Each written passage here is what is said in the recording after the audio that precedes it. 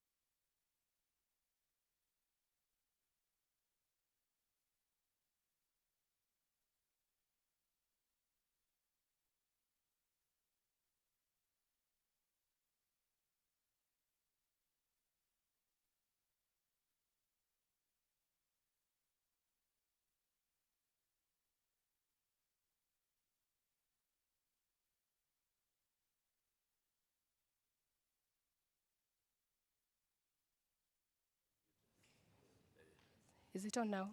Good. You can hear me now? Thank you for the. Yes, so once again, thank you so much for being here. My name is Ruth Nganga, the General Manager for Fund Development at the Water Sector Trust Fund. So my role basically is to mobilize resources for the organization and basically to build partnerships, and I can already see many partnerships in this room. So we are going to be presenting on our session today, climate-friendly and resilient approaches to water and sanitation management. This session is convened by the Water Sector Trust Fund in collaboration with SNV Kenya. So we'll be having some presentations. We'll also have some question and answer session in which we are all going to be involved. And towards the end, we will have a panel discussion and close. So we have exactly 1.5 hours for this session, and we intend to stay within the time. And I'm sure that our assistants are here to make sure of that. So allow me to just introduce a few people to us who will be part of this session in terms of speaking and also panel discussions. First of all, I would like to introduce the chair of the Water Sector Trust Fund, Dr. Ruto. Dr. Ruto, if you can just wave to the team. Thank you very much. So that is the head of the organization as far as the Board of Trustees is concerned. Trustee Ngacha, he's a member of the board. He's also in the board of the Water Sector Trust Fund. Thank you, Trustee Ngacha. I would also want to introduce our technical team who will be doing the presentation. Engineer Peter Koech, Program Manager for Water and Sanitation Programs in the fund, both water and rural, although right now he's working more towards the rural. And Violet Musheni, our Program Coordinator for rural programs, especially the ones to do with green growth and resilience. Okay, so we have our members online. We can see them. Thank you so much, Tom. Online, we have our CEO,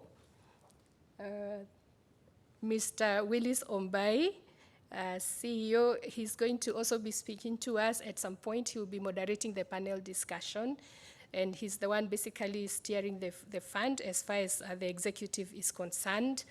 We have David Wanyoike, the team lead for WASH, SNV Kenya, and he'll be giving us a presentation. And we have Paulette Kemunto. Paulette is a program officer also in the rural programs, and she is a young professional in water, and she's going to be telling us how the youth are involved in this dialogue and practice on climate change interventions. So I think without further ado, I can just do a kind of very general introduction in the room. Can I see, by a show of hands, how many of us are from government institutions, please? Thank you very much. That is good representation from government. Development partners and foreign missions, by a show of hands. Thank you very much. Private sector institutions, thank you so much. NGOs and civil society, oh wow, that is really good. And academic institutions, nice. And everybody else, including private. Yes, we do have even everybody else, including private. So thank you so much. I think I will stop the presentations here, rather the introduction here, and invite Engineer Peter Koech to come and commence the presentation from the Water Sector Trust Fund and what we are doing in terms of climate-friendly and resilient approaches to water and sanitation management. Welcome, Engineer. Good afternoon, everyone. Thank you, Ruth, for a very wonderful introduction. I'm Engineer Peter Koech, the manager in charge of water and sanitation at Water Sector Trust Fund, and we'll be discussing on climate-friendly and resilient approaches that we have adopted. This has been informed by, we do annual, as a Water Sector Trust Fund, assessments of our investments, looking into what are the causes of these projects that are not sustainable. And the findings have been that the main cause of our projects not being a few of the projects are not sustainable is the climate change impacts in the project. So we are going to discuss the same, and through these kind of findings, we've been able to come up with a green growth strategy that you can be able to access in our website. We have also developed mechanisms to be able to climate-proof our investments. And so we will integrate in our discussions how have we been able to embed the climate change impacts in terms of the investments and basically in terms of the risks, the opportunities, and even in the impacts that are caused by the climate change. So my colleague, also Violet, will be doing the presentation with me. And so we welcome you for this discussion.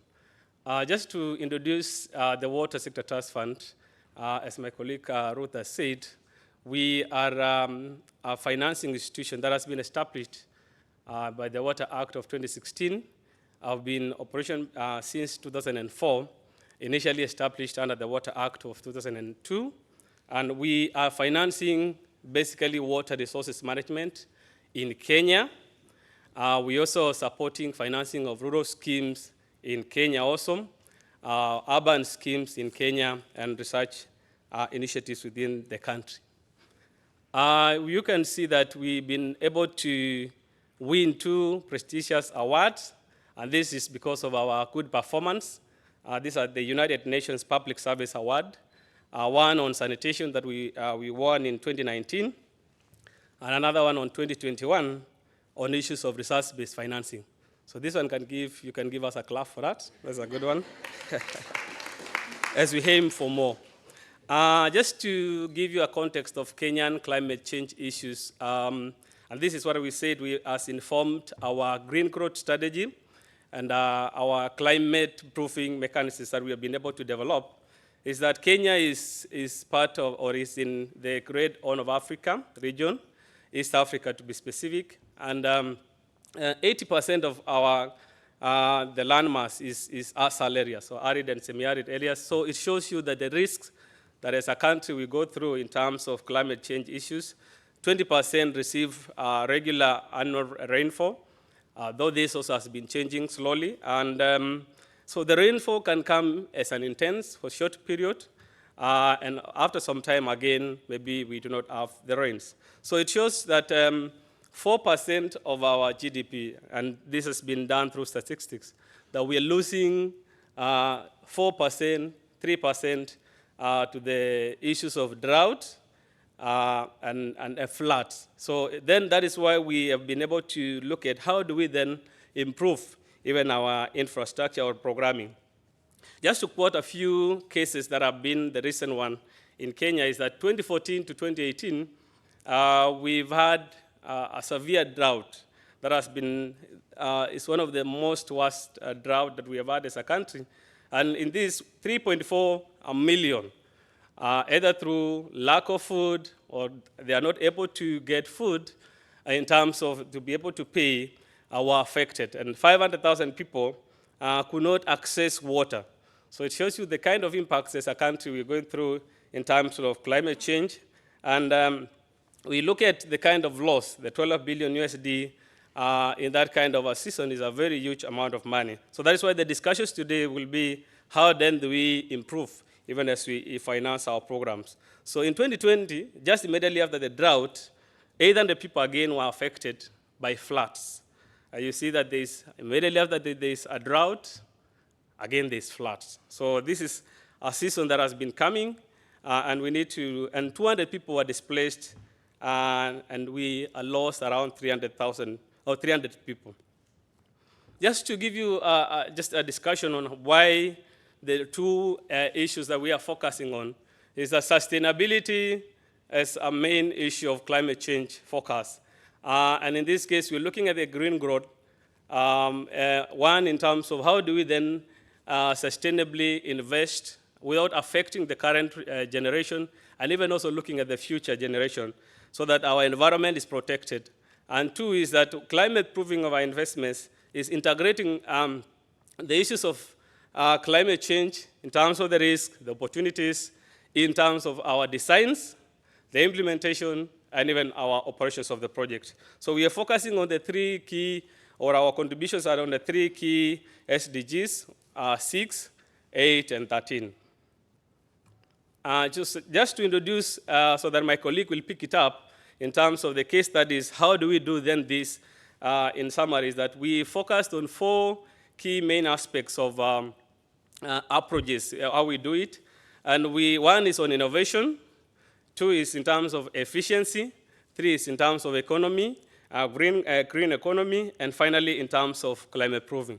Just to highlight a few is that for technology and innovation, we're looking at the surface water and the groundwater. So you'll be able to highlight the case studies, examples how we're doing it, how do we then have been able to ensure that our investments are green in terms of how we do it, they do not affect the environment, how are we been able to then climate proof. The second one is in terms of efficiency, the reuse of the water, the recharge of our groundwater, and even in terms of the reduction of the emissions through use of green energy. Finally, in terms of the green economy, our biggest focus is the carbon emissions. And this is then how do we reduce the carbon emissions through various mechanisms that we will be able to highlight, and in terms of conservation. For green, the climate proofing aspects, we are going to discuss how we've been able to invest or program or design projects that are resilient in terms of the sustainability. They are able to withstand both the floods, also the drought, all the extremes of the climate. One thing also in Kenya is that the biggest focus on how do we then reduce the non-revenue, which contributes over 40% of our water in Kenya is lost through this non-revenue. So finally, we will discuss how have we been able to improve in our water storage. So I will want to invite my colleague, Violet, to continue. You can give her a clap as she comes. Thank you. Thank you, Koech. And my name is Violet, as has been said before. I'll pick up with a few case studies that we've implemented in our various programs, which might be in the urban space and also the rural space. We cut across water supply, sanitation, and integrated water resource management. So when we talk about the aspect of climate-proof infrastructure, we've been able to, through 3 key elements to ensure the uptake of solar energy, renewable energy. In cases of where there were new projects, we have gone 100% solar powered.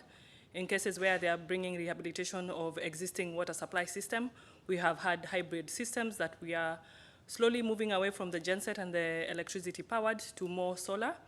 And then we have also advocated for the gravity schemes, especially in areas where the potential is high. We've pushed, or rather we have advocated for the same to be implemented across board, across Kenya. When we are looking in terms of clean and renewable energies, at the institutional space, we've been able to do biodigesters. A case in point in Kakuma, we have an installation there. In Tana River, we've been able to do biogas at the household and community levels. At least 37 community households were able to pick up the same. And of course, the impact, our reach so far looks small, but the impact is great in terms of carbon emissions. And then we've also been able to do green technologies. Some of our projects are in arsals and semi-arid areas. So we've had aspects of having underground tank, which are called jabias. In this, the roof is the main catchment area, and we have been able to solarize, and they've been assisting schools across Lamu County. The picture on my left is from Mandera, and it's a Bakad, which has the same concept, but it's picking the water from the roof. So in terms of increasing the storage for more resilience, we've been able to do aquifer recharge, which we are directing the aspect of stormwater to boreholes and wells for recharge. And of course, non-revenue water is key in the water sector space. And of course, our average in Kenya is 45%. And when you look at in terms of the loss that we have through NRW, we are going to around 10.5 billion Kenya shillings. So we are moving towards trying to reduce that to the acceptable, which is 20%. We've been able to use or include or support or finance aspects of bulk meters where they were not being used before, smart meters in households and institutions, water tracking and leakages detection options, pipeline upgrades, because some of the water supply systems that are in Kenya are dilapidated from very many years of installation. So trying to do that, of course, will increase efficiency. When we look at the aspect of fecal sludge management, we've been able to finance over 30 decentralized treatment facilities. Of course, there's an aspect of wastewater reuse, and some of our counties in Kenya don't have the conventional sewerage system. So this is an option that they have explored. And of course, some of the impacts or some of the after effects of that is the biogas production. Of course, production of briquettes that they can use for cooking. And of course, the fertilizer, and of course, the safe water is being reused back to the rivers across Kenya. We cannot leave livelihood behind because we have to integrate our projects as much as people want water sanitation. Some of the communities we work with need an aspect of empowerment, and we've been able to do various activities. Here, these are vegetable farms in Turkana, and actually the women represented there are refugees who are based in Kakuman and Kolobey settlement schemes. So there we are going for empowerment of community and job opportunities, and of course, reduction of pollution. Apart from the vegetable farming, they also had trapezoid and woodlots that they also implemented of the same. When we look at mangrove and ecosystem restoration, we are looking at the nature-based solutions. Of course, there's been a cross-section. Around the coast, we've had the mangrove restoration, and they've done over 200 acres of the same. We've also pushed for indigenous trees and also fruit trees. And fruit trees are also being adopted in the school setup in that the health club or the environment club, depending on the name they use in the specific school, apart from getting the benefit of drinking water, they can also use a part of the water to support the fruit tree, which will of course improve their nutrition in future and also will be part of the conservation measures. And most of the environmental, most of the women group are the ones who are taking up these activities in terms of tree nurseries, mangrove nurseries. We've also had an aspect of we don't only give water for livestock, but we also give for humans, but also for livestock as part of economic empowerment.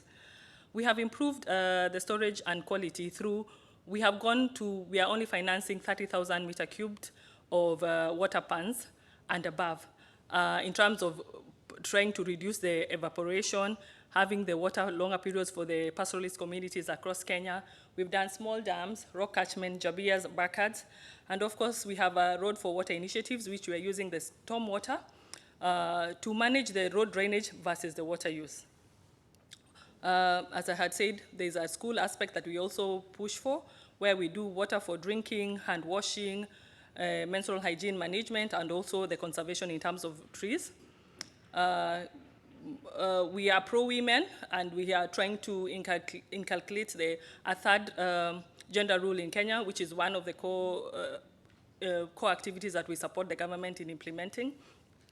Of course, we've had challenges, and some of them are limited capacity of our emblematic partners. We have the diminishing water resources. Kenya is a water scarce country, so we are trying to do our bit in improving the same.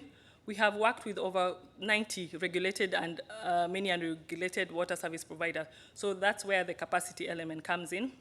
We have limitation in adoption of the technology, but we are working around that, and of course, limited financial resource. So as part of our areas of discussion and collaboration, our next strategic plan, we seek to your ideas on experience and collaboration, and some of the aspects that we think we could partner together fall under these categories: strengthening capacity of the national and the county governments. Of course, we have an enabling environment. We have signed MOUs. We have a co-financing option with some of the counties that we partner with. We have developed models for sustainable and efficient water use. In terms of, there's no free water. We advocate for paying for water, improving job creation, replacing old systems, and protecting the water source. We want to set up a carbon trading project, and we are open to partnership in ideas in ensuring this falls through. It's a long-term goal for us, and we see great opportunity there. We work with smart subsidies and technologies for low-interest loans, and one of the awards we won is about the aspect of resource financing. We have financed building software and the likes. So in terms of strategic partnership, financing, technical assistance, and innovation, we have worked with a cross-sectional of development partners. We have worked with the World Bank. We have worked with of course, our Kenyan government is key to us. We have worked with the European Union. We have worked with the Danida, the Royal Danish Embassy. We've also worked with the government of Sweden and the government of Finland. Those are some of the development partners that we're working. We were among the first to pilot a program that ensured that commercial banks come on board. And so far, they have invested and they're supporting us in the water sector, which was not there before. We, of course, work with implementing partners, which also are cross-sectional. We have the water service providers. We have the conservancies. We have the Community Forest Association. We have the Water Resources Users Association. We also have on board our non-governmental association. We have a mandate in research, and this is an opportunity also for us in terms of research, technology, and innovation. And we aim to build sustainable and community resilience, of course, through cost recovery and stakeholder participation. We are doing the little we can in this part of Kenya, and we are inviting you to partner with us moving forward. Thank you.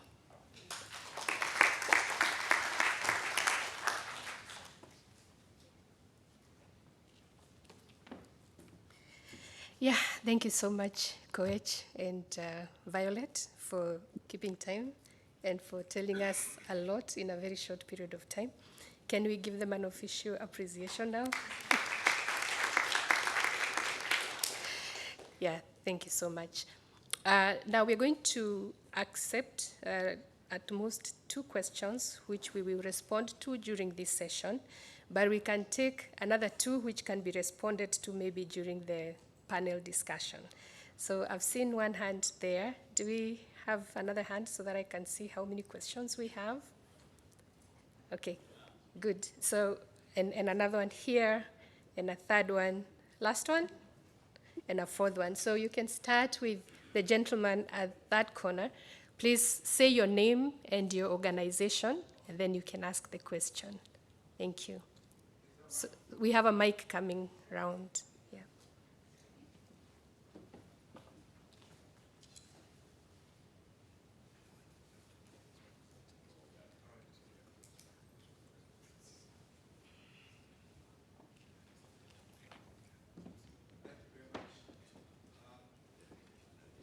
My name is Robert. I'm from Blantyre Water Board in Mangrove. So I was listening very carefully to the last presentation from Violet. Yes. I can continue, right? Yeah. I was looking at one of the slides when you were talking about providing solutions. There's something that you're doing in Turkana, I think, where you have farmers doing vegetables and stuff like that. As far as I know, Turkana is a very, very dry area, very little rain. So I was curious as to how, what technologies, how you're doing it, how are you getting it, getting the to farmers who are using water is very scarce in that area. And then secondly, I was just hoping to get just a little bit in terms of how you're introducing resilience against climate change. Vis-a-vis the results of climate change are so unpredictable. One moment flooding, the other moment drought. So you never know what you're going to get next. So how are you dealing with Yep. dynamics as they come from one season to the next? Okay. Thank you so much. And let's try to ask just one question, please. That's okay. The next one was here. Yeah, here. So that we can respond adequately within the session. Yeah. Yes, first let me thank you for your good presentation. Thank you.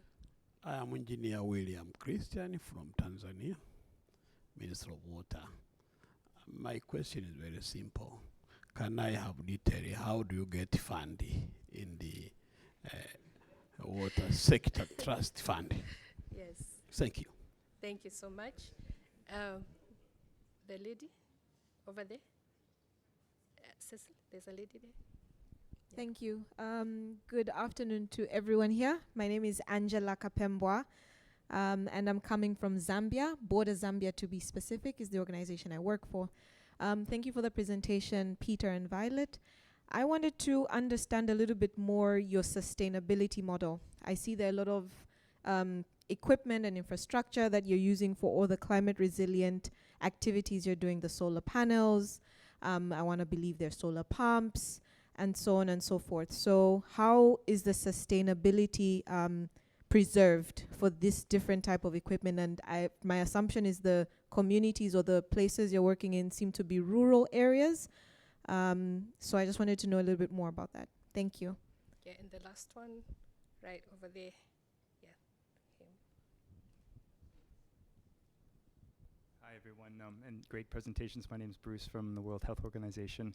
It just links a little to the last question on sustainability, and I guess looking at, these are all about resilience, and then you start thinking about these impacts in Kenya. They're quite significant, and what about the monitoring framework and the sustainability framework? Because these are all kind of, promoting this idea that they're going to enable resilience and sustainability. So how are you thinking about, I guess sort of proof checking that over? Okay. So thank you so much. So we have 5 questions in total. The first one is about Turkana farmers and the technologies we are using. The second one is how we ensure resilience, which is so unpredictable. Violet, I will ask you to answer the question on resilience, and then the question on how we find out how we get funding. Engineer William, let me just put it simply that we mobilize funds. She mentioned many development partners. I can add also KFW is also in that list, Gates Foundation is in that list. At any given time, we have between 9, 10, sometimes more than 10 financiers. So we are a very development partner oriented organization. Angela, you wanted to know about the sustainability model, and I think I can ask Koech to respond to that. And if you can tie that to Koech, you can tie that to monitoring. Let's be brief but concise. We have about 4 minutes before we wrap up this session and move to the next presentation. Thank you very much.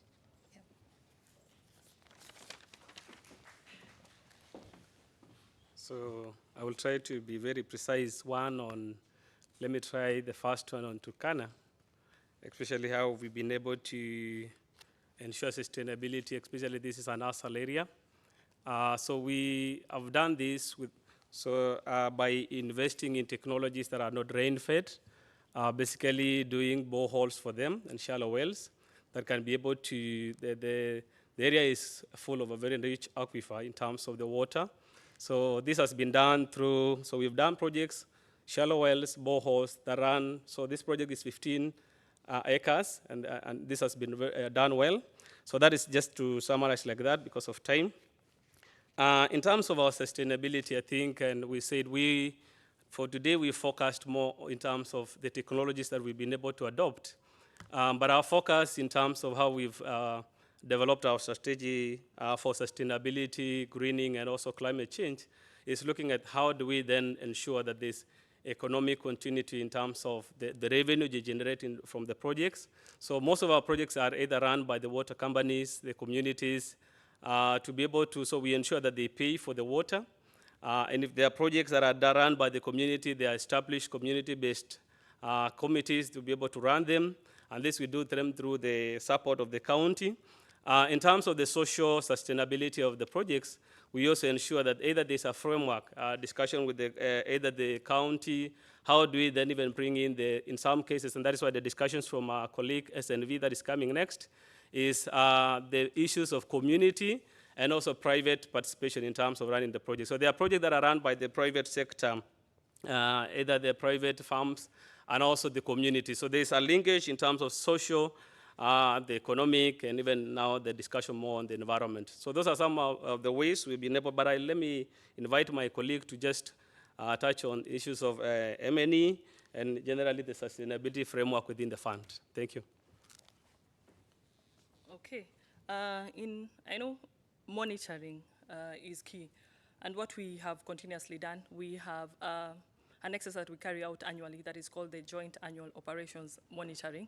So we look at our existing investments that we've done across section for the last 5 years.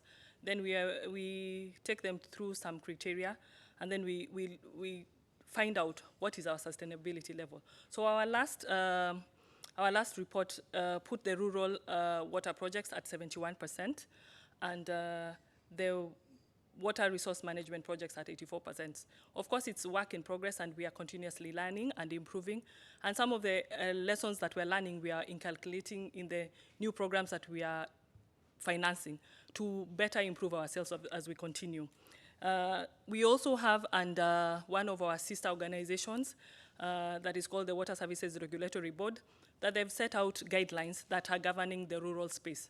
So we have like 5 options that communities can pick and they select. There's one for the private operator, there's a delegated management model.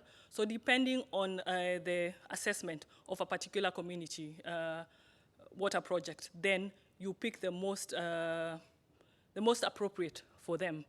And as my colleague has said, we always advocate for paying for water, because the aspect of free water, somebody will always take care of the cost.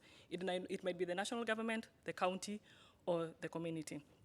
So our brother from Tanzania had asked about how do we get funding. We resource mobilize, but we will explain more during the Q&A panel so that we're able to let the next presenter come in. Thank you.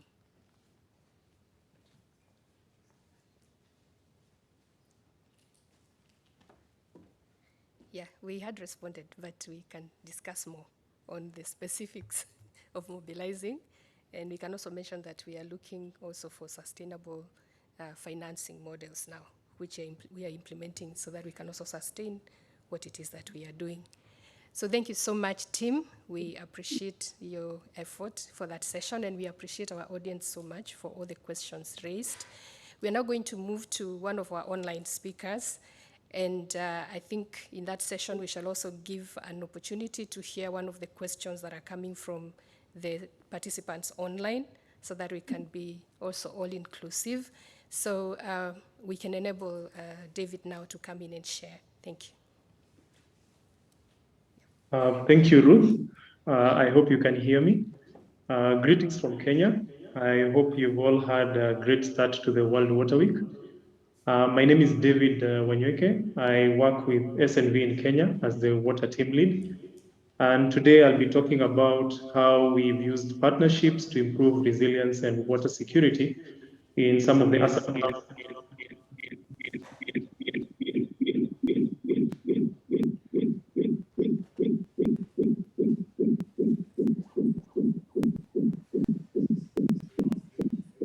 Sorry, can you hear me?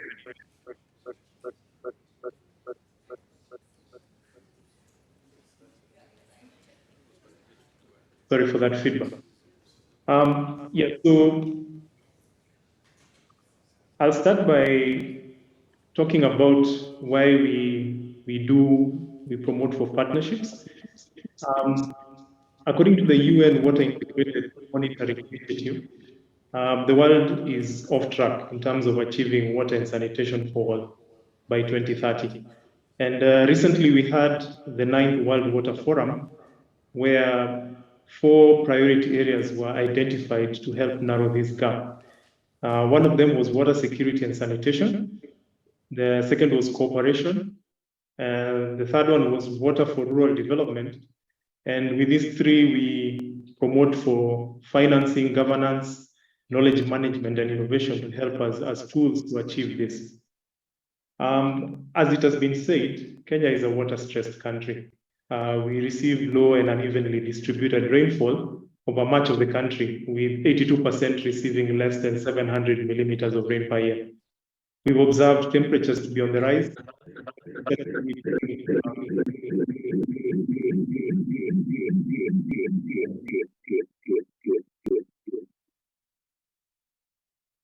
The water security situation in the country has been quite stressed. As it has been said, 80% of Kenya is water, which are around 88. They lose close to half of what they produce through non-revenue water, and this translates to in the urban areas. We've seen also a lot of inefficiencies that translates to this high non-revenue water. But the situation is much more dire in the rural areas, and it's predominantly the ourselves, where we see 1/3 of the rural population become water systems become non-functional 2 to 3 years after construction. In sanitation, of course, the situation is still a bit low. We see around 5.6 million people have access to no latrine and practice open defecation. And the economic impact for this poor sanitation is around 0.9% of the Kenyan GDP. In terms of what are the systemic challenges that ail the water sector in Kenya, according to the water regulator, WSTF, poor performance by water utilities is not really a water crisis, but a governance crisis. This has been highlighted a lot in recent past. We see a lot of inefficiencies at utility level, which is translated with a high non-revenue water. We see a lot of non-functionality of water infrastructure. And coupled with the growing demand, we see that water scarcity has been on the rise. In terms of financing, the normal traditional financing models or sources of finance have not been sufficient to sustain wash infrastructure. And this has been because of proper or improper investment planning. We are currently in SNV implementing a program that tries to promote public-private community partnership with financing from the European Union and the government of Kenya. We have our co-implementing partner, the Water Sector Trust Fund, and we work in 8 arid and semi-arid counties where we try to improve the resilience of these ASAL communities by climate-proofing the rural water systems and introducing innovative public-private community partnerships to sustain this WASH infrastructure. In terms of the interventions, we have worked with the regulator in terms of coming up with rural water guidelines, and these guidelines provide a how-to to manage rural water systems. We've also provided technical assistance to the Water Sector Trust Fund by coming up with service delivery models, by producing a toolkit that comes up with options on how to manage these water systems.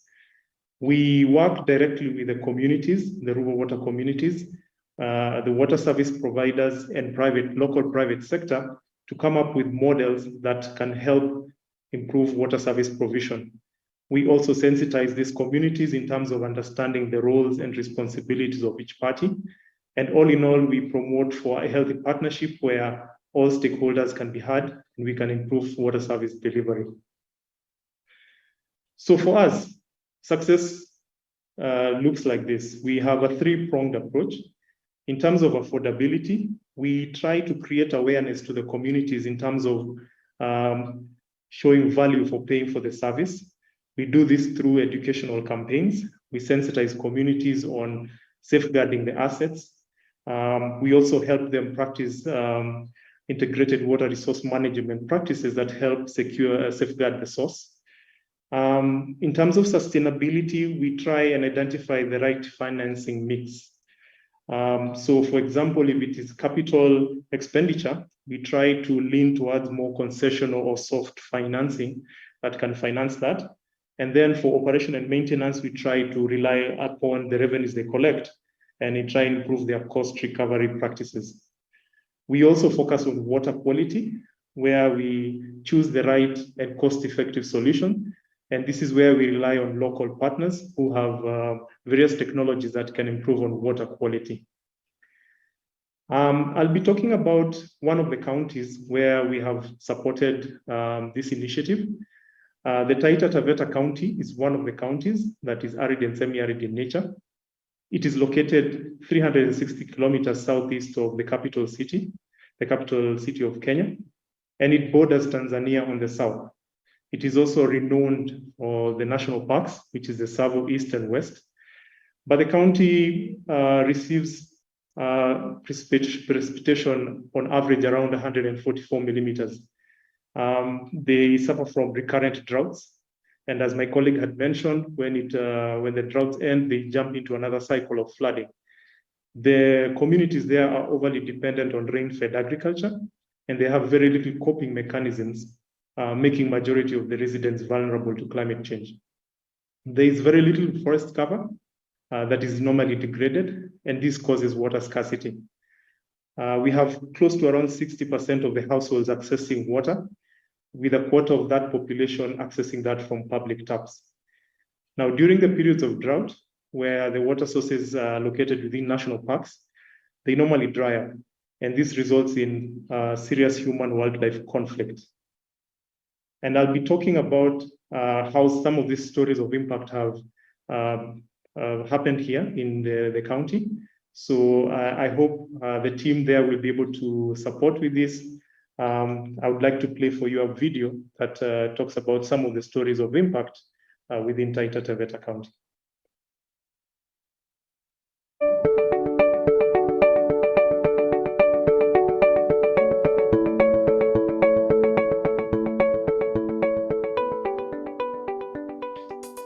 2.3 billion people live in water-stressed countries, and Kenya is among them. In SNV, our ambition is water security for all for the natural world.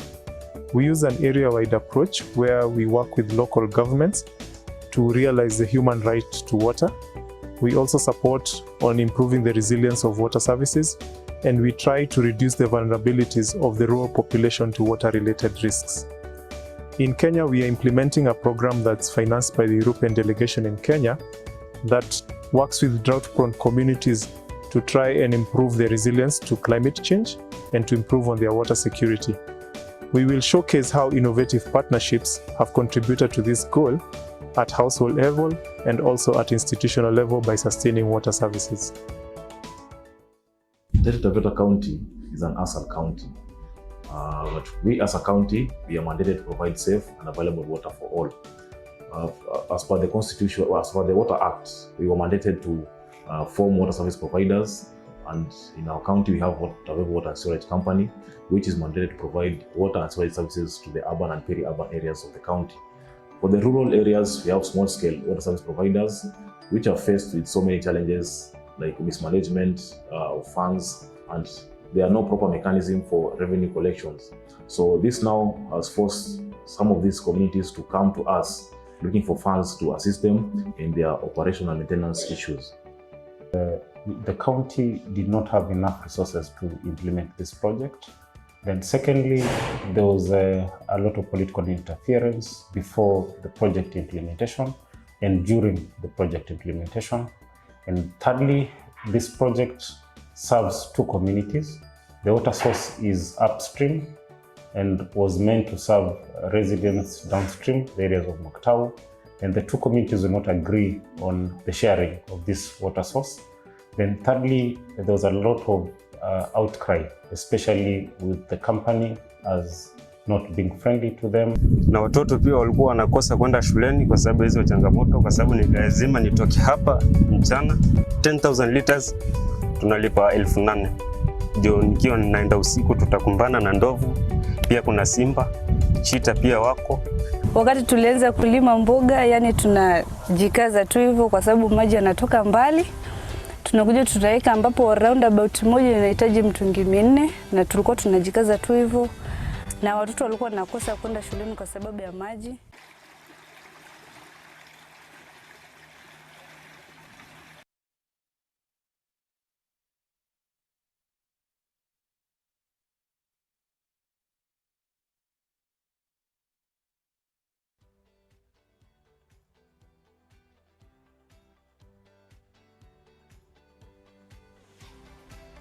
This partnership has really assisted us as a county in addressing these challenges. First of all, it has provided funds to undertake major infrastructure works for the county.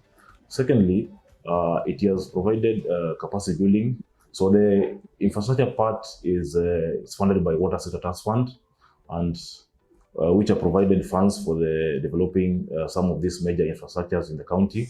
And SNV has partnered with us to provide capacity building for this community. More so, they are sensitizing the community to safeguard this resource which is scarce in our county, and also sensitize the community on the need to pay for water. This partnership has helped the company and the county first to receive resources from Water Sector Trust Fund. We received a total of 88 million for the implementation of the project. The project is now complete. Then secondly, we've had quite a number of engagements through the support of SNV to engage the communities on the proper models to manage this project. The project is currently operational.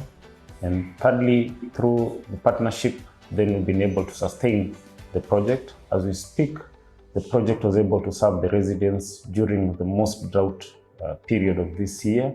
Up to date, the project is operational. Msitu wa Iyale ambao ulishika moto na ukachomeka kwa muda, ambapo huo moto haukuzima kwa muda mrefu na ukasababisha msitu ukawa wazi, kwa sababu hiyo maji yakawa yamepungua hata mwisho kuisha, ambapo ilisababisha maji yakakauka, mifugo ilikufa na tuko na shida ya chakula. Lakini bahati nzuri ikawa sasa tumekutana na shirika ambalo lilitutembelea la Tavevo na likatunganisha na SNV, likatupeleka kwa mafunzo na tukajua kuhifadhi huo msitu. Tukaweka groups ambazo ni za kuangalia msitu huo, na tukajulishwa jinsi ya kupanda miche na kuhifadhi vyanzo vyote vya maji ambavyo vimesababisha ule ukame ambao ulikuwa umepungua na ziwa lilikauka, lakini sasa hivi ninavyoongea liko na maji. In terms of sustainability, we have seen the government of Kenya has adopted the management models, under what we call the public-private community partnerships. This has been rolled out to other counties as well. We also observe at community level that the residents are now able to engage in other economic activities because of the time saved from going to fetch the water. We also observe that there's more partnership in terms of these communities engaging the water service provider in case of a breakdown of service in terms of poor water quality, so that all in all the water service provider is able to serve the communities in a better way.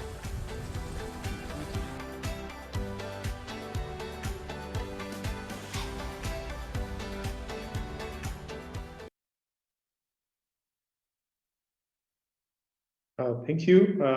I pass it back to Ruth.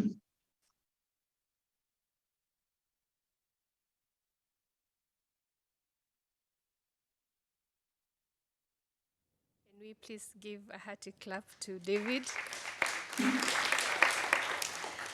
Yes, you've done very well, despite some technological hitches, but I think it went well. So now we are going to take some questions for David. We can take 2 from the audience here on site, and then our CEO and David there, if you can see any questions in chat or from any of from chat, you can ask 2 questions, and then we'll see how many of those David can respond to in the next few minutes. If there are any pending, we will move them to the panel discussion. So do we have any questions for David on site? Thank you. There's one there, and there is one there. And allow me to end it at that. So, yes, thank you. This is Dario Garcia from Mongawa, Spanish organization working in WASH. My question is related to the last bit of the presentation from David, related to the management models of the private and community partnerships. I would like to hear a bit more of the challenges that you have found in relation to that, to create those partnerships. Thank you. Okay. And that gentleman. Hello, my name is Jonathan Stromgren. I work for LM International, an NGO working with the water sector in Sahel. I was just curious about what David mentioned, that 1/3 of the rural water systems were non-functional after 2 to 3 years of operation. And what are the main components failing, or the main reasons? Or is the main reason bad quality from the beginning, or more management? Thank you so much. So David, I will repeat those questions to you. But for now, you can let us know, or the CEO, whether there is 1 or 2 questions from the chat that you can respond to in this session. Thank you. I can address the 2 questions. I think I had them well. The first question was regarding the challenges. Now, initially when we started the approach, we did not have a clue in terms of what is the systemic challenge. So we used to see a lot of infrastructure that was done either by development partners, by NGOs, and that functionality issue happened. But one of the challenges when we started now implementing the program was, one, the perception of private sector. In the past, this was a public initiative, public authority initiative. So the perception of what private sector can do was initially a challenge, but we have since changed that because the Water Act has now allowed for private sector to participate. So then the second has been around the business case, the commercial viability. Now, when you want to start a partnership and you want with private sector, you have to think about whether the venture is commercially viable. So one of the challenges we faced was that whenever you rely on private sector to do capital expenditure, then it becomes a bit tricky in terms of return on investment.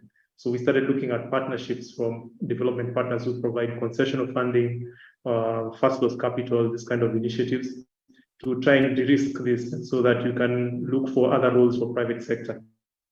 So, of course, within the community, there was a perception that we were privatizing water services. So that has been supported by the partnership, because the water service provider, which is a public entity, has been forthright in terms of what the roles and responsibilities of each party is.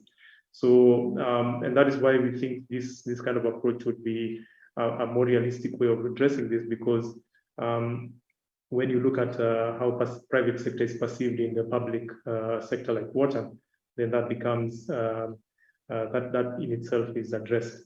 The second question regarding the non-functionality. The main reason was mostly because of the managing of these resources. So you find that the infrastructure is done, but because you have poor management, mostly done by the communities who have a bit of low capacities in terms of addressing technical issues, then you realize that after a couple of years down the line, that infrastructure would break down. So when we started the program, we, of course, looked at what are the systemic constraints, and we found out that if you try and improve the management by coming up with management models, then you can somehow try and contribute to the functionalities of these systems. We came up with around three management models. One that included private sector through what you call a private operator model. The second was a delegated management model where the community is running the system upon delegation by the water utility, and within that sense, you can get private sector to come in and support that. The third is where the community is in a position to have improved skill sets and they can run the system through what you call a professional manager model. So those models are what we've been piloting, and we have seen them working well. Thank you. David, for those responses. Maybe we can give just one more question for David. I'm informed there are no questions on the chat. So do we have any more questions for David? Okay, thank you very much. Thank you, David. We appreciate you. So did we give a hearty clap to David? I think we did. Thank you so much. So we have come to the end of the presentations. So we are going to move to a question and answer section. Now, in this particular session, I'm going to try and group us into 5 groups. So feel free to either move around or get closer to the group that you want to be in. At the beginning, I asked how many of us are from various organizations. So we have a question that relates to government and the issues of sustainability and climate change. So if you feel that you would want to be in the discussion group that is discussing the question on government, I would kindly request you to be somewhere around this corner here, near this corner here. And then we have a question on development partners. Maybe you can just be towards the back of this team here. So we can have a team here at the front and a team back there. And Violet and Cecile, you can be helping me in putting the questions. So in front here, government, and back there, development partners. Then we shall have a question on civil society at that corner, the NGOs and how they are also working to ensure sustainability and issues of climate change in that corner. And behind there, we will have a question on the private sector, okay, the private sector and how they balance between the profit motive and the social responsibility of the climate and the environment when we are doing wash interventions. And then here in the middle, I haven't forgotten, somewhere here in the middle, around just here towards this end, we will have a question on gender, how we are empowering women and youth to make meaningful contributions through leadership and management for WASH. So please feel free to just move to any group. You don't have to be in government to answer a question on government. You don't have to be in gender issues to answer a question on gender.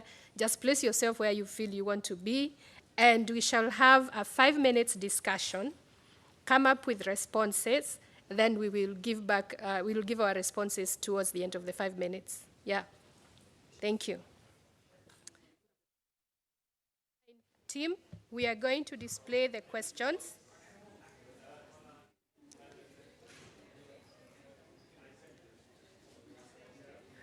So for the online participants, the questions are on the screen, and all you need to do is look at those questions and put your responses on the chat on any one of those questions. That is for online participants.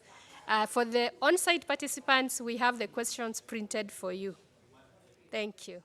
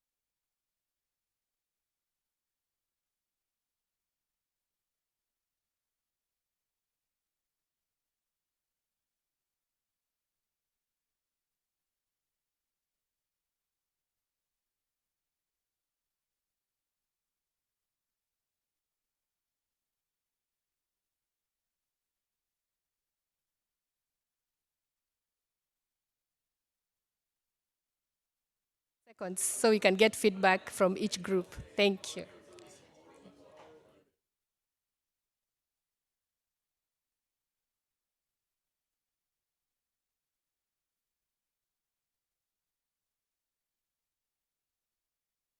The feedback, because we still have a session left, right?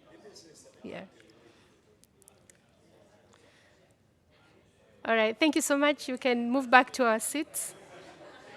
I'm sure you have enough contributions. I am pretty sure. I am convinced we have good discussion, so let's go back to our seats now.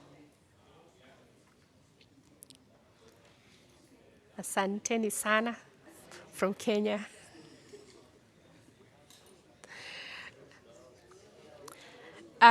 CEO, can we ask you to be the first one to tell us at least one good response you have from online as the team here settles? On any question, CEO, or even from the speakers? Thanks, Ruth. Our online participants seems to be a little dormant. I have not seen any response, and that has led me to think whether they are properly connected with us. But there is really no feedback or on the chat section. Thank you, CEO. I know you will be giving us a lot of at least your own feedback in a bit.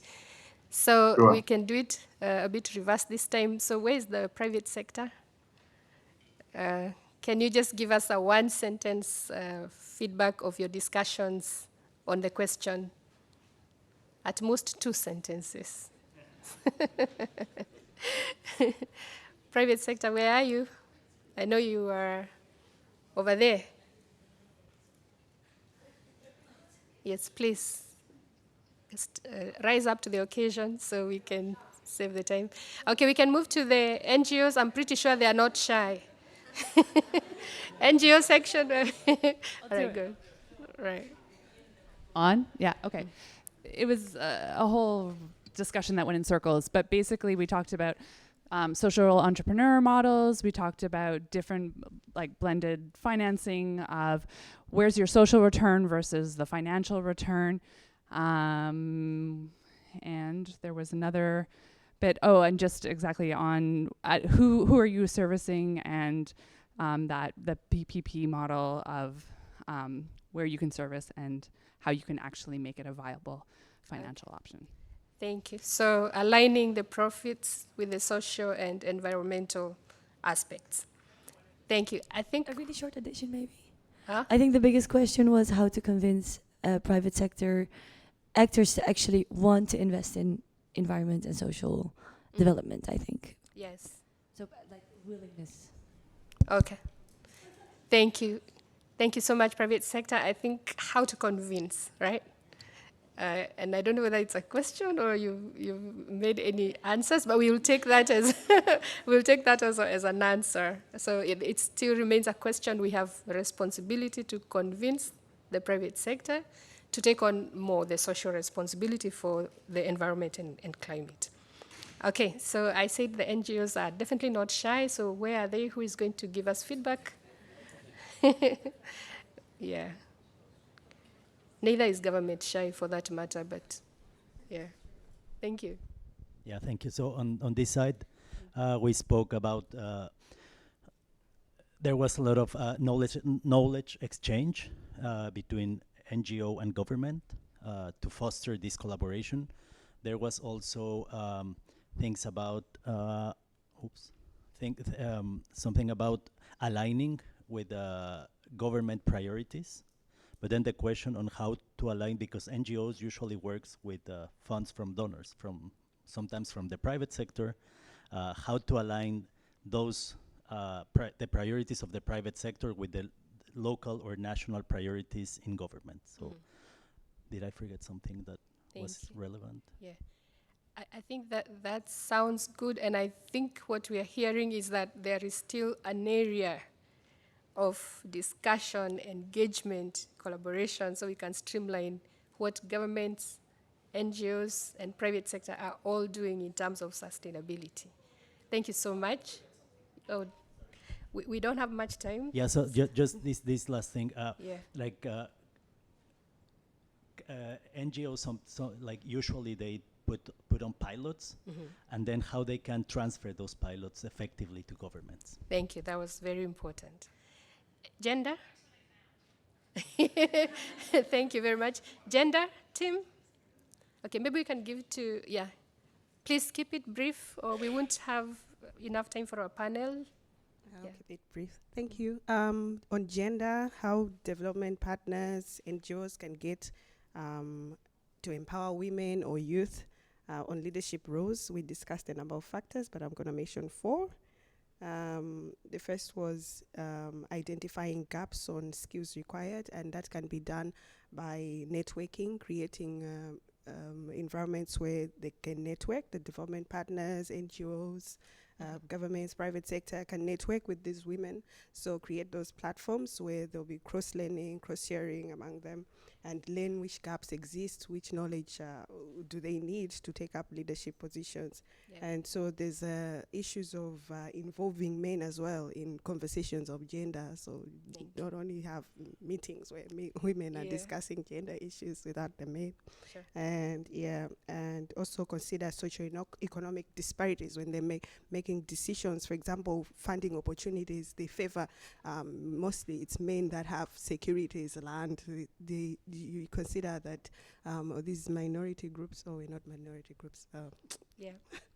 Yes, but there's socioeconomic disparities. So when they're making decisions on the conditions to access these funds, you have to consider those issues. So that's it about gender. Thank you.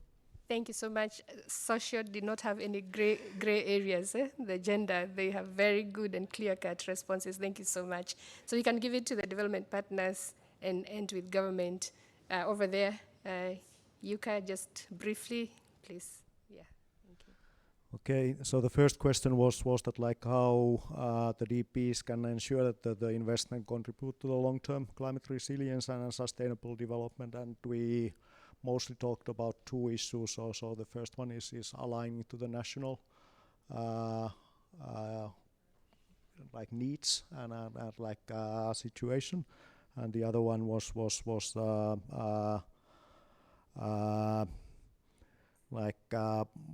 more like thinking of long-term financing, and then also like what happens after the project comes to an end. Was it a like bigger donor-funded program or even the smaller ones? And the second part of the question was that are the DPs doing enough to contribute to the climate finance?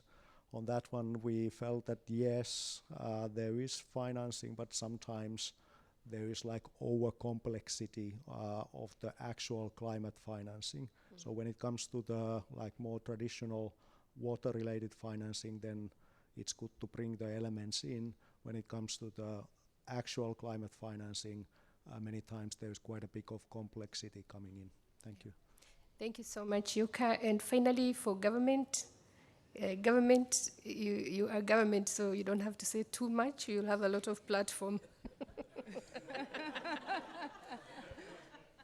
Yeah, of course, because we own everybody, right? So basically that's what we say, that we lead, we create the policies, we enforce, we also make sure that there are financing models to bring in big investments and ensure that, we just lead the way. Thank you. Basically. Thank you so much. I knew you would do it quickly like that, and then you have a lot of forums to keep saying it, right? Yeah, so thank you so much. That was a good session, and yes, we need to start winding up. We have exactly 10 minutes remaining. So my CEO, Mr. Willis Ombai, please come in, and you can ask questions and finalization stage for the panel. And when you're done, you can just ask the chair to close. And CEO, at this point, because you haven't had a chance to say much, you can always say what you wanted to say to this discussion. We've had a chance to answer many questions, so don't feel pressurized to ask a question to heavy questions to every panelist. But remember the online panelist who needs also to respond to one question. CEO, you can come in now. Thank you, Ruth. Thank you very much for moderating the earlier session. And I also recognize our chair and trustee who are there. As you have said, really we have like 9 minutes to wind up, and I'll try to be quick. Just to let you know that at least we have taken notice of some questions, but really the response is that the involvement of government or NGOs should follow the strategic plans and policies that the government has laid down, which has also resonated with some of the responses from the team members. Secondly, there is also a desire from most of the participants that can we involve the people and other stakeholders much earlier in advance. Having said that, I want to just give the 3 earlier speakers, David, Peter, and Violet, to give some final and closing remarks, just 1 minute each or less, based on the feedback that we have got from the question and answers and some of the assertions from the participants who have. Let me start with David. Just having heard across the board some of the thoughts from our participants or the audience, please just less than 1 minute. I know you could have a lot to talk, but we just give you 1 minute. Then after we will go to Violet and Koech can close for us, Peter. Thank you. Thank you, Willis. Normally when you have to talk offline, virtually, you really miss out on the discussions, but I can tell you had a very vibrant group session. I wanted to speak briefly about the comment around how to incentivize private sector. And one thing came to mind. With these issues around climate change and a bigger role for private sector to play a part in contributing or mitigating climate change, one of the things that comes to mind is the issue around ESGs. And there's a lot of pressure nowadays towards private companies not to just look at the profit motive, but to look at how they can safeguard the environment in which they work in, especially through these ESG guidelines. So I think one of the key areas we can try to push private sector, especially in this sector, is around that area.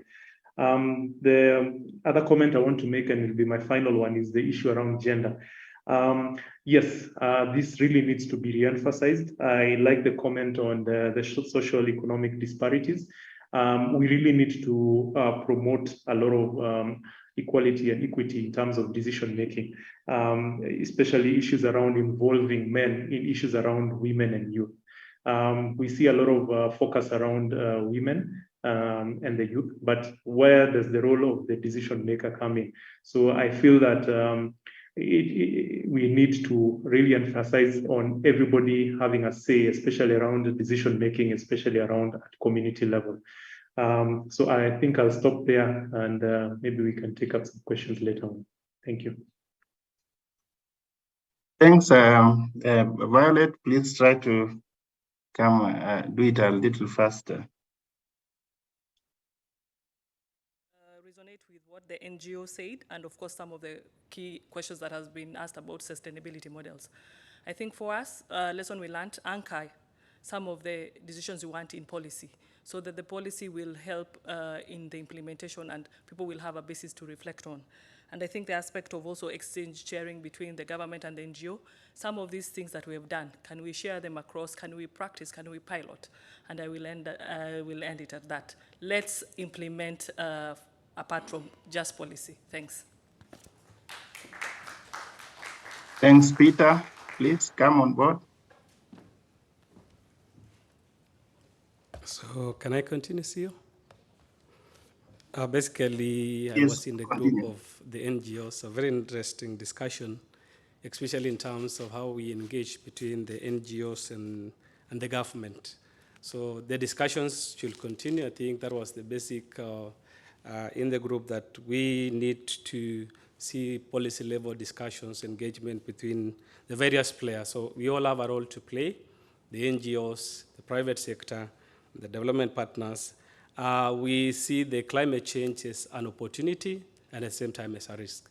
So the discussion, I'm sure we've focused more on the risks, but also it's an opportunity. I think even floods in Kenya, when they come, we can be able to harvest this kind of floods. So it's an opportunity at some point. So that engagement and discussion should continue, as Rhoda said, and I want to close it there. Thank you very much. Thanks, Peter, for being succinct and clear. At this point, I want to welcome a young practitioner in the water sector, Paulette, to tell us about her contributions in the climate change discourse and also the practice, some of the issues that and activities that she has been able to take part in. Thank you for that, CEO and my team.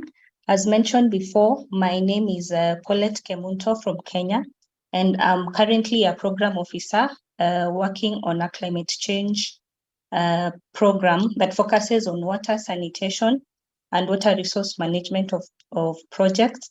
And this is also to increase community resilience in line with Water Fund's mandate.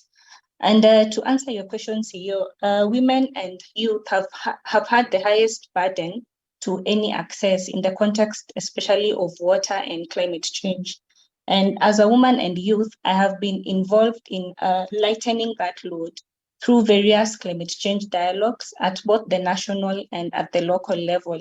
Like previously, we were together with the climate change team working on the climate amendment bill of 2023 through the stakeholder forums. We also have the upcoming Africa Climate Summit this September in Nairobi that we will actively participate in.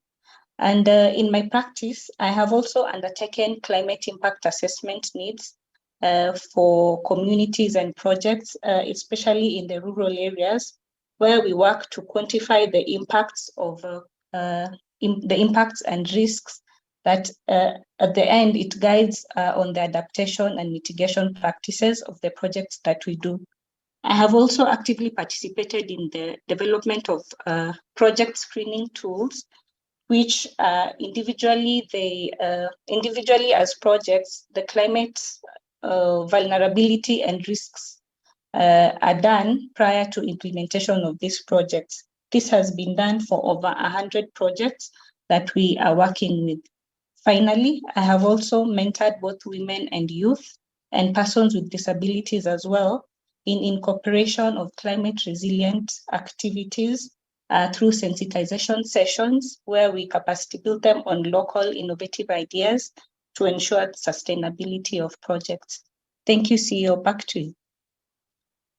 Thanks very much, Paulette. I know we are running short of time. You would have had enough time, but now allow me this opportunity to give our chairman, Dr. Eric Ruto, to come and maybe give his comments on the whole presentation that has been given here. Dr. please feel free to rise to the podium and make your remarks. Thank you very much, CEO. I can see we have almost less than 1 minute. I'll try as much as possible to be very brief. I'm Dr. Ruto K. Eric, the Chair of Trustees of Water Sector Trust Fund.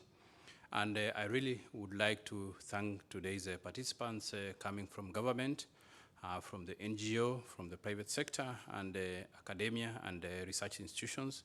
As Water Sector Trust Fund, we really appreciate your presence as participants here today and partners. And to understate as a country, Kenya, in terms of the climate, we would like to say that we are one of the leaders. In terms of climate mitigation, is that on the grid power or electricity, we are 93% in terms of renewable energy. I think we are the first country in the world to achieve that. And our vision is to be able to reach 100% renewable energy as a country in terms of grid. We do develop our energy from geothermal, from solar, from wind, and hydropower. So as a country, we are leading to that. In terms of hydrocarbons, we've recently had a policy on e-mobility, and I think very soon we shall be one of the leading countries in the world in terms of climate mitigation strategies. Secondly, we rolled out a plan to plant 5 billion trees for the last, in the next 5 years. We've already done 1 billion. So as a country, in terms of resource water management, it's a very great step as a country. As a strategic plan for the Water Sector Trust Fund, we do finance climate-friendly water and sanitation initiatives, such as you have seen in our presentation. And since inception, we've been able to reach 7.2 million Kenyans in terms of water and sanitation. And in the last 5 years, we were able to reach 4.2 million Kenyans. In terms of climate proofing, green technologies, and nature-based solutions, we usually want to ensure sustainability in that area. As per the Sustainable Development Goals 6 and 13, where it is the world is supposed to ensure availability and sustainable management of water and sanitation for all, and also combat the impacts of climate change. I think today's presentation fulfills these two, among other development goals, such as mentioned as development goal number 8, so that we can be able to build resilience of communities, protect, conserve the environment, water resources, utilize renewable energy, and nature-based solutions. We call for partnership in terms of monetization of carbon, in terms of providing resilient activities, in terms of water sanitation and management of water resources. We do really appreciate your attendance here today. Thank you.